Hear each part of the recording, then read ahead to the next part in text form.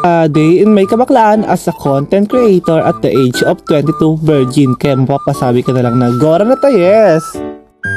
Good morning mga ka-virgin! Tayo ngayon ay pupunta sa aming barangay hall dahil pupunta kami sa Bagasbas.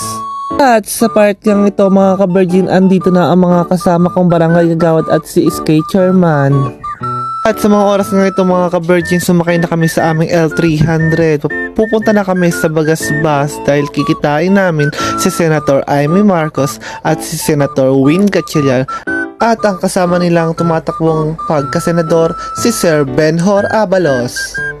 At sa mga oras na ito mga ka-virgin, dadaan muna tayo dito sa likod ng Kapitolyo ng Camarines Norte. At habang mapunta tayo sa Bagasbas, sobrang traffic naman dito.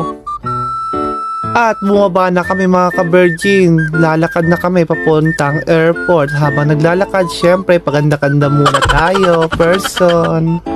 So ayun mga ka-virgin, sobrang init nga pala dito sa Bagasbas. Kasalanan naman to ng mga bading. Mga oras ng ito mga ka-virgin, tayo ay papasok na sa loob ng airport.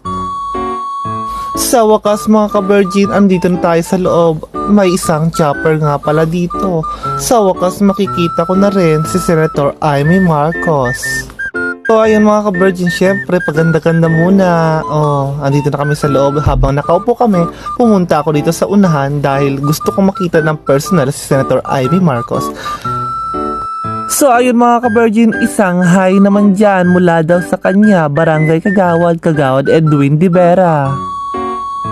At sa part ng ito mga ka-virgin, dumating na ang pinakahihintay ko.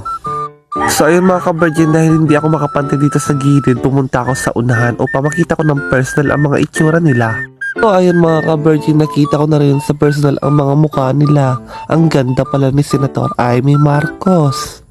At ang pogi naman pala ni Senator Win Gatchalian. At syempre mga ka-virgin, ang pogo din pala ng dating DILG Secretary Benhur Abalos. Sa park ng ito mga ka-virgin, nag-groundbreaking na sila. So ayun mga ka-virgin, mas lalo kong nakita sa personal ang isang senadora. Napakaganda nga pala niya.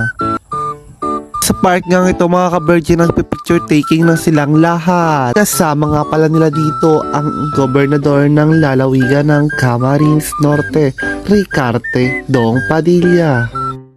So ayun mga ka-virgin, nakita ko ng masinsinan ang itsura ni Senator Amy Marcos. Ang ganda niya sa personal. Sayang lang hindi ako nakapapicture sa kanya dahil madaming nagpapapicture sa kanya. So ayun.